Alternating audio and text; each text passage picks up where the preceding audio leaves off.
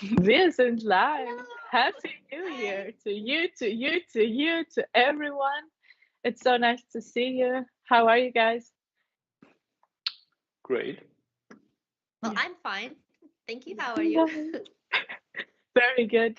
Yeah, it's so nice to see you all together this year because the last event of 2022 we had to cancel, unfortunately, because I got ill and I was so sad that we cannot go live. But yeah, we're healthy, we're back again. So we have decided to continue with our bi-weekly get together where we kind of look back at our social media posts of the previous weeks because every week we have a different topic, and then we just go over the posts that got most impressions, most comments, started maybe a controversial discussion.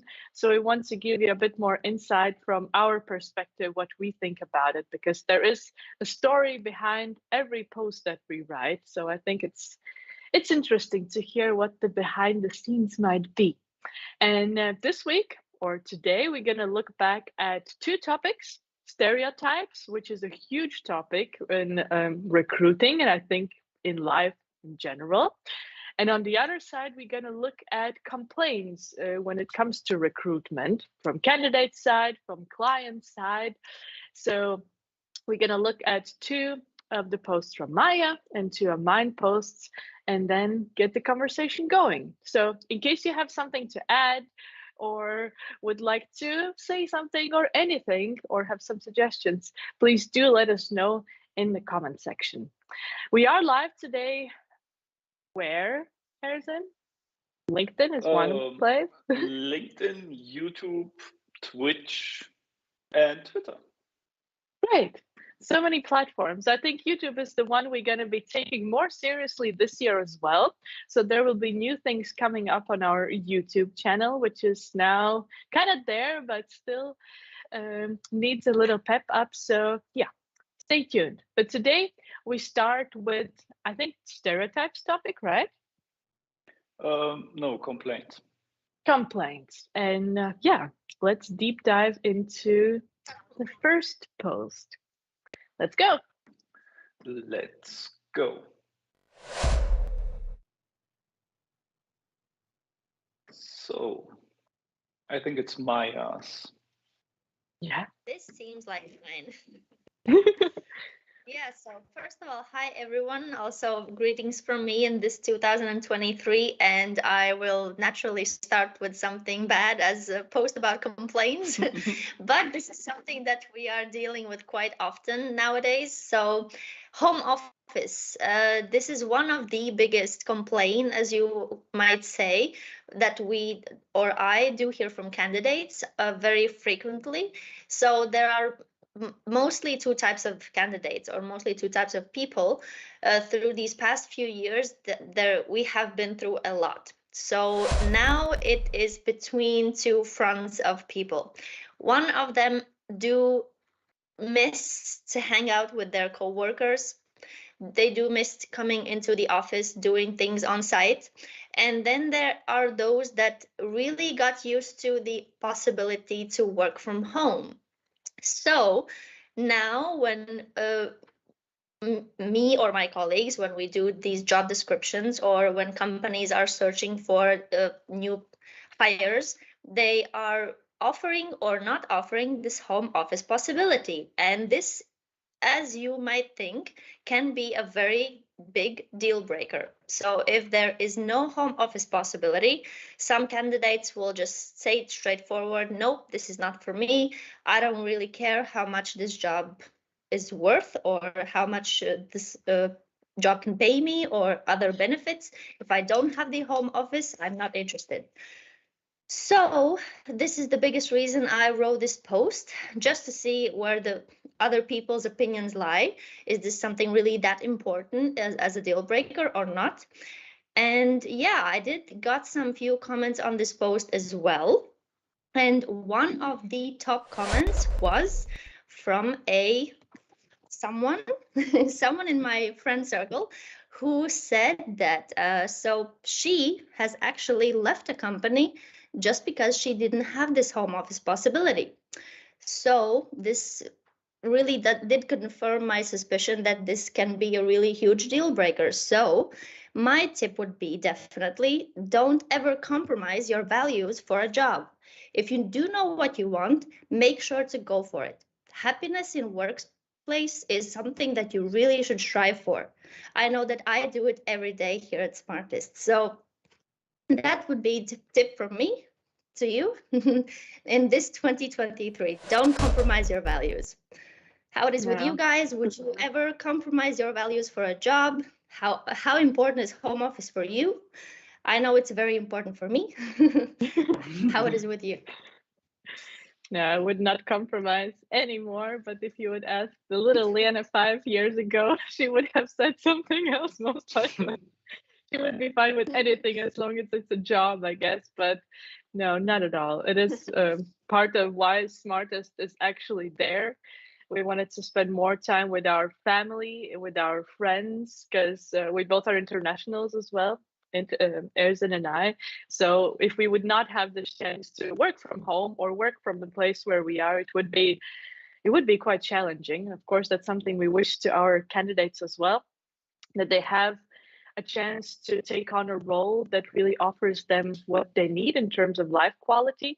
Of course, not always it's possible in terms of what the client is offering. So just like you, Maya, said, I have also received messages like when you do the outreach to a candidate, then they get back to you saying like, yeah, this sounds interesting, but would you mind to reply to these questions, because this and this is important to me, and then a block of things that they really want: home office, 35 hours a week, possibility to take their dog to work, a company car, like literally a list where you're like, whoa, whoa, whoa, whoa, whoa. Like, it's nice to come with all these things, but let's slow down a little and let's see what we can really get out there. So it's always, for us as a middle person, it's interesting to see what the wants are from candidate side and what they are from the client side, but then to match them, sometimes it can be challenging.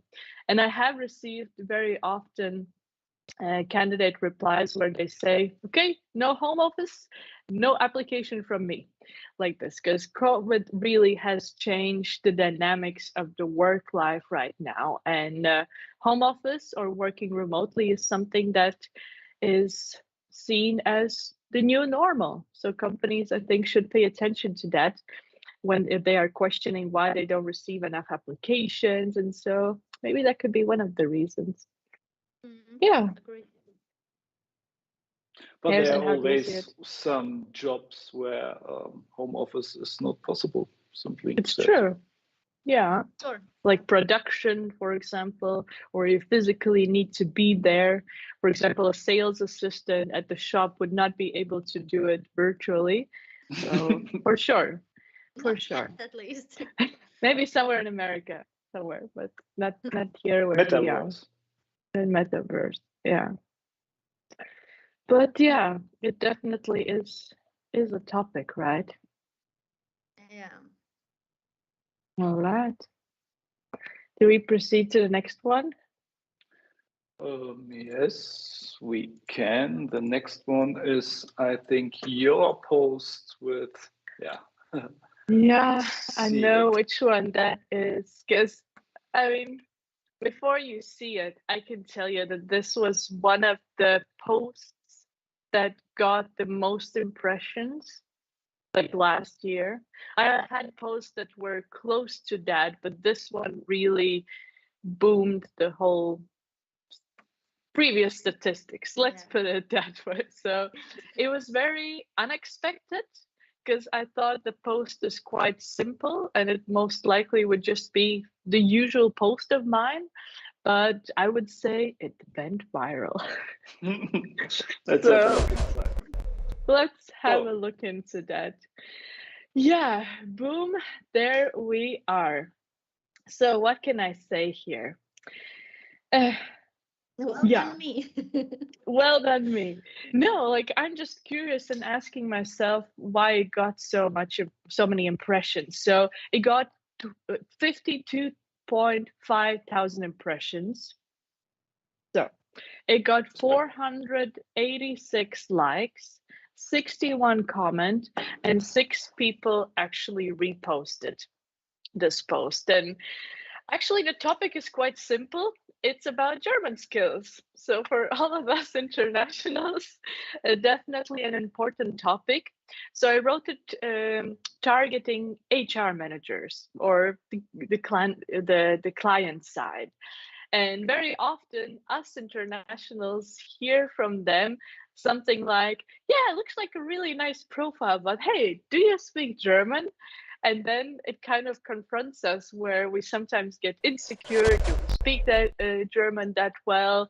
Or do we speak German at all? So basically, this is something that I'm not that happy about that it's happening. And I think a lot of internationals felt like this post is speaking with them. And that's why I got so many impressions. Because, yeah, we do have over 870,000 empty positions right now that are registered with the job center in Germany. And yeah, this language thing could be one of the reasons why we have so many free positions right now. So the comments that were here at the post were very cool and very different, and you could really feel that people speak from their heart, you know, because some internationals said that German classes are great. It's the fastest way how they could be able to learn, because coming into an environment that's German speaking plus the German classes, the best progress. I can agree, because my first job that I took on was completely German, but I did not speak German myself. So I had just like school German, which was not enough, but still I took the challenge. I gave my best, and it was the craziest learning curve for myself in terms of my German. So yeah, if that would have been paired with a German course, which I did not do. I said to the company, I'm going to do it, but I didn't do it. I can be very honest. But I picked up the language. That's just my way. I pick it up much quicker while I'm just practicing, you know, while I'm hearing it, while I'm doing stuff. So that's what it was like. There were some Germans in the comment section arguing, we're in Germany, you must speak German. Okay, agreed. There were some people who were totally against that. Another thing that I found very interesting was the fact that one lady was saying, I work as a company for a German company that offers German classes, but the intranet where you can find these classes is in German. So no international was actually able to find this page because they don't speak German. And last year I was also having a situation where a candidate of mine reached out to me and they were like, yeah, I'm looking for a new job. I found a school program where different kind of German companies are offering open positions. And I don't speak German, but I would like to apply. And this seems like inviting internationals to do it. And bam, the whole web page was in German. And all the job descriptions were in German. And I mean, how do you encourage some international who doesn't speak German yet to actually apply? Like, no chance. So yeah, this was very interesting. And the lady comments, it's one of the biggest companies in Germany. So this could be the answer to the 870,000 open job positions. There were some people who said that you don't need to speak the language because thanks to Google Translate, instant voice recognition translation, like this language problem should be yesterday. I like that. I mean, I'm for technology and for latest things, but yeah, I don't think we all are that far.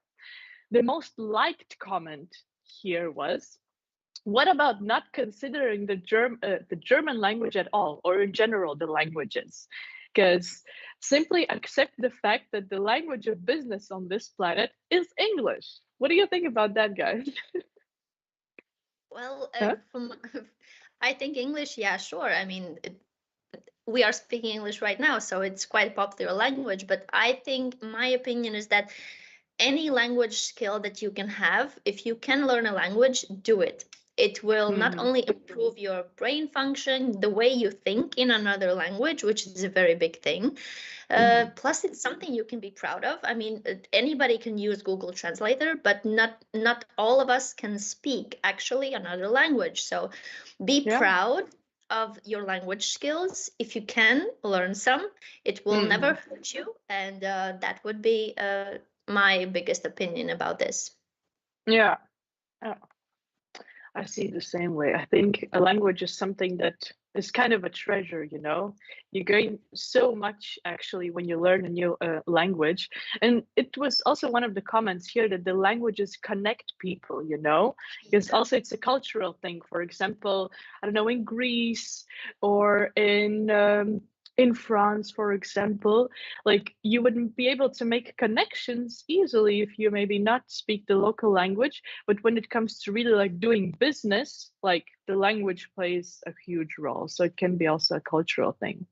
But one comment that I could really relate to was the following. I would add, be realistic about the level the candidate needs to have for the role and don't expect C2 from a non-native. I consider my German pretty decent, B2 plus, and every time I've applied for German-speaking positions, I felt like it was never enough, and employers in Germany are very black and white about the language skills. You either have impeccable skills or they're like worthless to them. I can really relate. I have been in a situation where I don't feel good enough in terms of language very often. So yeah, I do hope the times are changing. Like seeing with how many internationals we are working together with these days. So yeah, but yeah, high five all the internationals out there. We feel you. We are there. We face the same problems. So yeah, coming back to it, I really encourage HR managers to consider quite a few things when hiring internationals. So introduce German language classes in the first place. The best thing, every international will be so grateful for such opportunity. Befriend the new employees with a work buddy who helps them to get into job and at the same time speaks the local language with them. Like that would also help tremendously. It helped me a lot when I got my first German job. And maybe as a little incentive and a nice thing to have would be to gift them a monthly membership for language apps like Bubble, like Duolingo, and other ones, and make a little competition out of that. That by this and that time they should reach, I don't know, this and that level of language. And that would be nice. That will keep them accountable. The language would progress. And I believe that both sides would be having a very good win-win situation. What do you think, guys? Definitely. That's a great idea. I mean, anything to support your new hired employees to learn more and to be more valuable for the company itself, definitely do it. I mean, everyone will gain from this. Absolutely. Harrison? Yeah. Yeah. What language courses would you like? I think I need some Latvian courses. I think, yeah, to offer some courses is a first step, but it's more important to integrate the language in the everyday doing.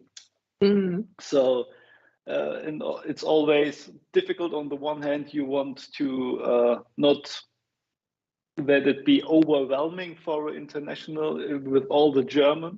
And on the other side, you are interested in talking German with the international, so they can improve their German. So it's, I think, quite difficult to handle. I can imagine, yeah, but I think when internationals are given a chance, it can be overwhelming, but definitely they are the ones not giving 100%, but 1000% when they want a new job. So I think it's the fastest learning curve for them, speaking from experience. Yeah, interesting. Interesting. Okay, let's move on to the next one. It's stereotypes, right? Yeah. Yes. What stereotype do we have coming up?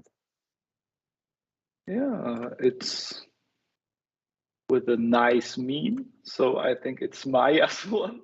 So Maya has the that's best memes. Let's If you have see a meme, look it's into Maya.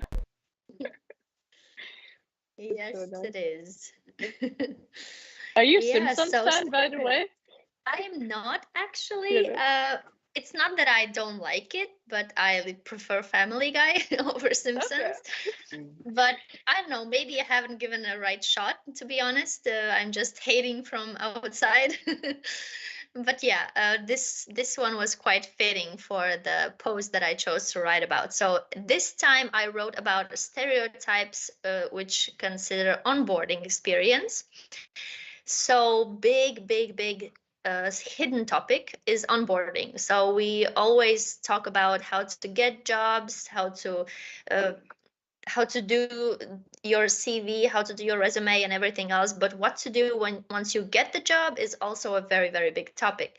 And in my opinion, onboarding is one of the most important parts of your career, actually, because if you have a bad onboarding experience at your new company where you just started out, the chances are that you are not going to be staying there for long, or your bad experience will just eat everything good up that might come next. So onboarding, huge thing.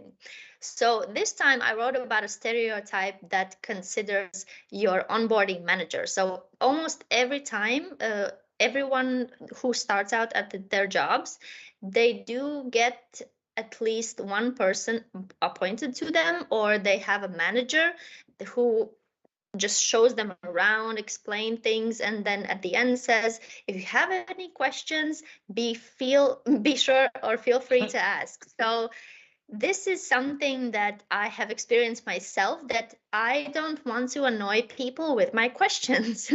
And when you just start out, it's quite normal that you have a lot of them. So one of the stereotypes is quite common, that you are annoying your manager every time that you are asking questions, which I'm sure everyone thinks are stupid. Because when you just start out, you don't know anything. For example, you don't know where, I don't know, where the cups are in the kitchen, at the office, where the printer is, how it works, like normal stuff that you think to yourself, everyone knows, but I'm the dummy that doesn't. So I don't want to annoy anyone with my questions. So that's just the big topic I wrote about. And just because I have had this experience myself, really brought this to the end game. And I do take pride in having my candidates telling me about their onboarding experiences. For example, there was this one candidate of mine who just started out at the beginning of this month, and he has had the best onboarding experience ever. At his first day, he sent me photos of his new table, his setup, what has he gotten, like everything about his new job he was so happy about. He was telling me everything how it is, and I was over the moon for him. So this just shows that before that he was excited as well, and excited enough to start out at his new job. But once he actually started out and his first week or first day went by so well, I'm quite sure that he will have the best experience working there. And at least as of now, he is very happy. So that just makes me more happy about Yeah. him. Yeah, I'm sure it put Yeah, you at ease, right? That, I mean, your definitely. job was done well, but on the other side of the company is taking very good care of the person who just started. So I Definitely. think it's You the, are the best absolutely feeling you can have, 100% right? right. Yeah, because we as a recruiters, we care for our candidates a lot. So of course, our job as a recruiter is to connect people with the right companies to help them find the job. But our job doesn't end there, really. So my job doesn't really end once I get a person his new or her new dream job. I am also making sure that a candidate is happy with his onboarding when first starting at his new job. So I would say here are a few tips for you as a candidate to make sure that you're doing everything you can do to have the best onboarding experience. So first of all, be on time. Very important, will leave a great impression, and it's not hard to do. Be positive. That will help not only you, but your coworkers. Maybe find a work buddy if that's possible, because that makes your work life experience so much more interesting. Be friendly, communicate with your coworkers. That is very, very important. That will make you feel at ease more quickly. And ask questions. This is something that I wrote about in my post.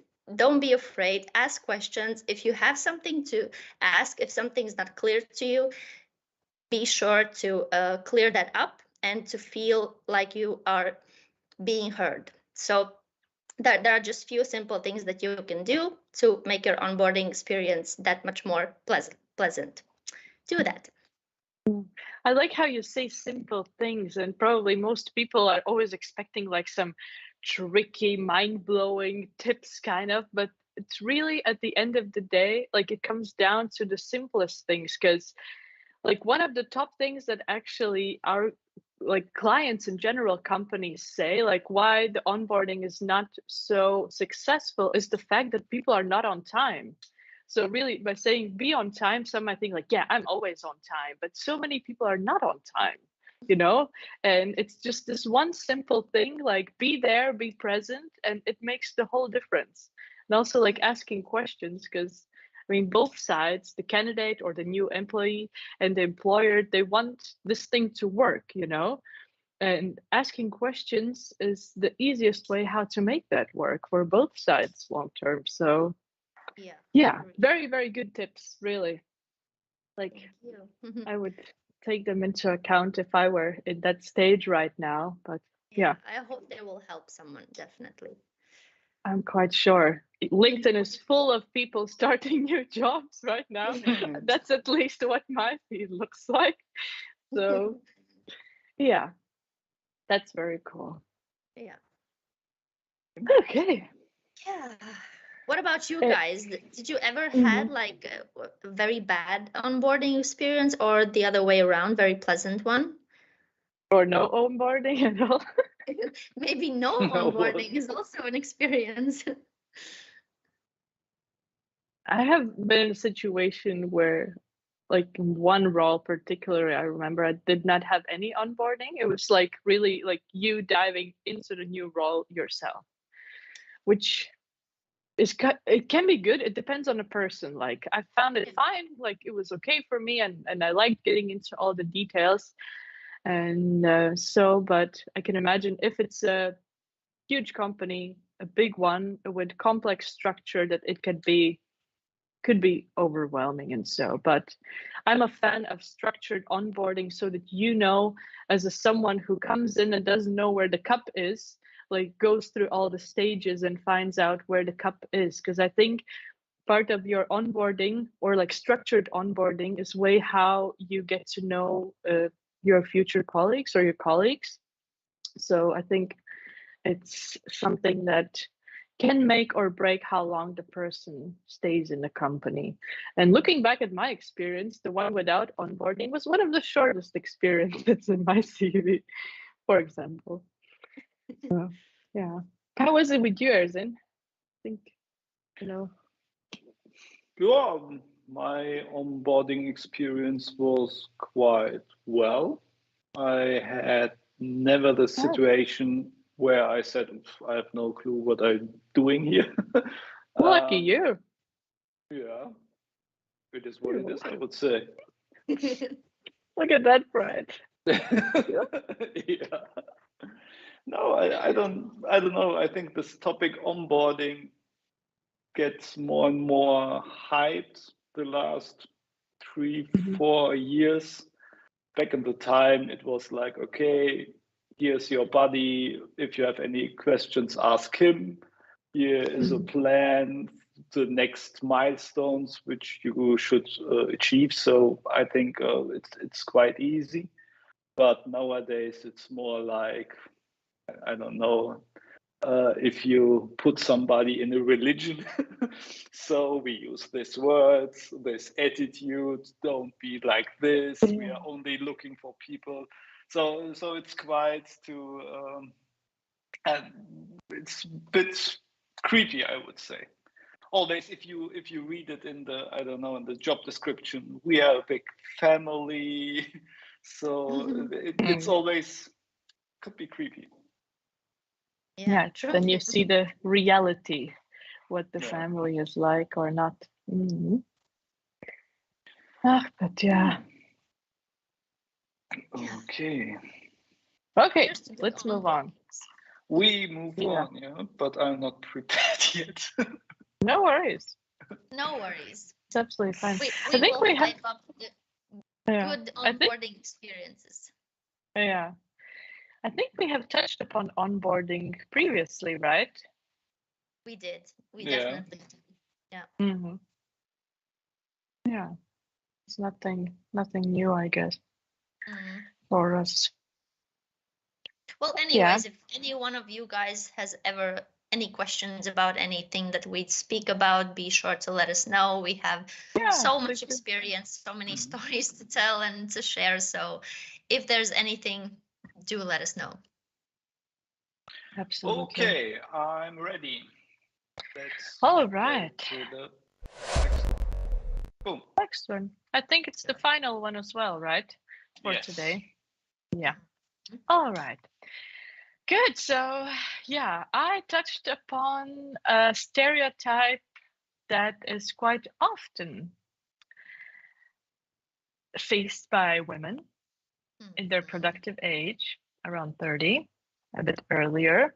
And here I talked about the fact that when women around the age of 30 apply for a job, that very often their CV is maybe directly put on the side with an idea, okay, with this person we're not continuing the process. So I'm literally talking about the fact that she's about to turn 30, which is a bit critical because most likely she will leave us soon because of a baby. I think a topic familiar for everyone. And I had to recall here when I was writing about it, like one of the situations at one of my previous companies where we're also screening the CVs, and there was a CV that came up from a woman around 30, and she actually stated in the CV that she has no wish to have children, which in a very man-dominated world was kind of celebrated because, it directly was signalizing, don't worry, future employer, I'm not going to become pregnant, and you won't need to deal with everything that is connected with that. And I believe it was, I remember it was celebrated from the person at that time, seeing the CV, thinking like, okay, everything is put out there, so can definitely proceed. But now looking back at it, it's kind of shocking that women who write something like that in the CV are being seen as, okay, like everything is fine there. Because I mean, it shouldn't be like that. Women and men are totally different when it comes to how our CVs are being built and what our purpose of life is.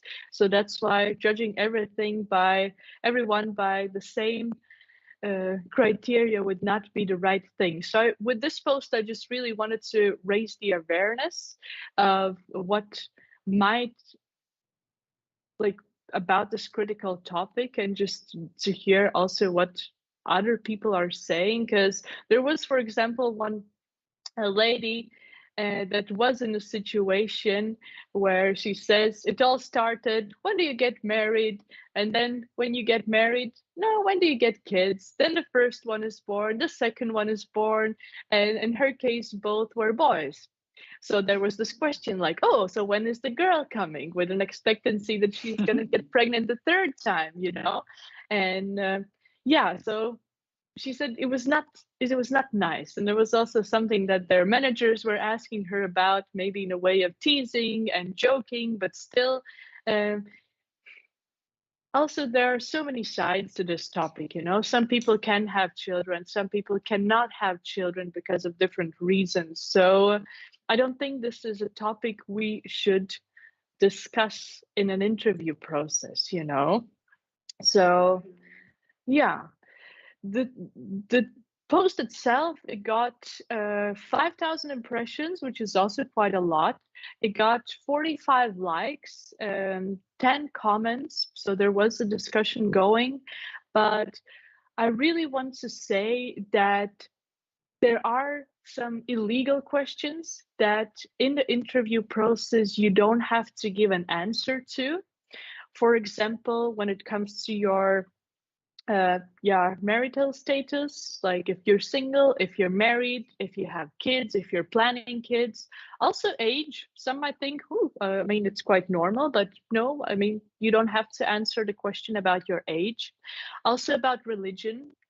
When it comes to health, you don't need to explain your health conditions. Also, when it comes to your political standing, you don't need to answer questions like this. Also, like ethnically, where you come from and stuff like that. Even though these are great topics when you think of small talk and leaving a great first impression, because it is a first interview, you don't need to answer these questions. Also, for example, one interesting one is the fact that like how wealthy you are. Like we might not think that it will come up in an interview process, but some people might judge you by the way how you appear or so. And if questions around this topic are coming up, you don't have to answer them as someone who is looking for a job and is in the interview process right now. And actually, companies are legally not allowed to ask you these questions. So yeah, I don't know. Have you guys heard of situations or things where you think, oh, um, this might not be good, or I don't know. How do you see it? I have heard from friends that have Mhm. had very interesting interviews.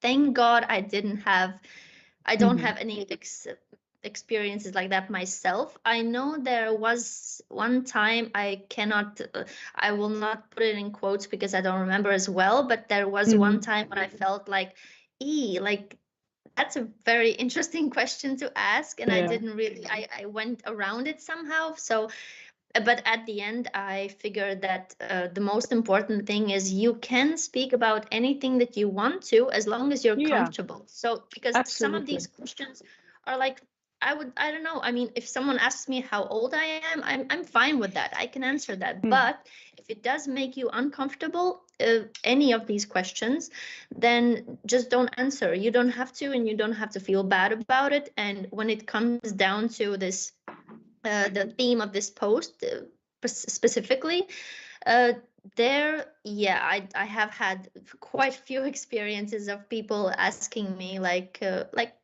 not really about maybe it started with my age and then it went Mm. into this topic. So somehow Mhm. this is very like, I don't see people asking men in their 30s like, are you planning to start a family? To be quite frank, Right. this is not something that I've experienced.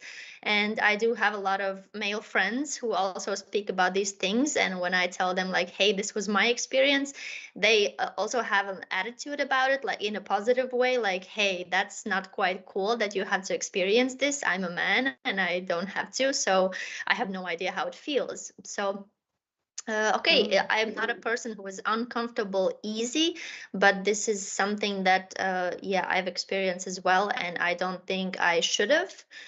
This could have been avoided. This is not something that, I mean, I can lie anytime I want to, so it's not like you can Mhm. get a genuine answer out of this. So I don't know, maybe I am really planning to start a family in a year, but I'm not going to tell this to my future employer because I know that he will not most likely choose me out of Mm. other applicants. So what Mm. really brings this question to the table, I have no idea. Yeah. I think every woman has a question, has an answer to this question, you know, or the way Yeah. how they would go around this Mhm. question, which yeah, is very interesting. But yeah, that's what it's like. Erzen, as a man, you haven't experienced questions like this, or have you? No, never. But I think I asked once. Shocking. To be honest, it's I don't. It's a typical question. Who is in the room? I can imagine that it's if some women are not so comfortable to answer these questions. But I think there's not a problem to say that that's not your business. I don't want to talk about that and go on in the interview. Perhaps it's because we have this sales mindset. Of course, I would ask if you say no, I don't want to answer the question, everything's fine.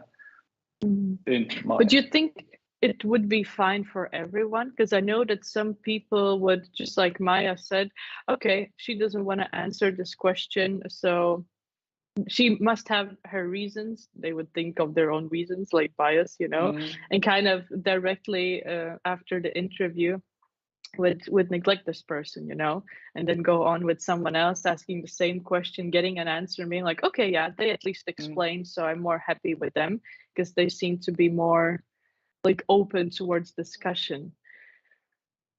I think it depends on how you answer this question with, are you comfortable to say, hey, that's not your business, I have my reasons why I do what, but I'm good for this job and I will do my duties and blah, blah, blah, and things like that. Or if you do like, I don't know, I don't want to answer. So I think go on, and if you don't want to give the answer, then everything is fine. But say it with an attitude, like I'm here, liquid confidence. And that's my opinion. Yeah. Interesting that you said, oh, it's a typical question that you ask. So meaning that it's normal to kind of ask it, even though it's not a legal question. Let's put it that way. But yeah, when was the time where this question became so typical? That's something that would interest me personally, because since I'm recruitment this year, it's already 10 years, like I have always heard these questions. So interesting. Must have happened before my time. I don't know. Yeah. You mentioned that also questions about health are illegal. Yes. So I would say I would hear your opinion if you get asked in an interview about your vaccination status. What's about that? Is this a health question?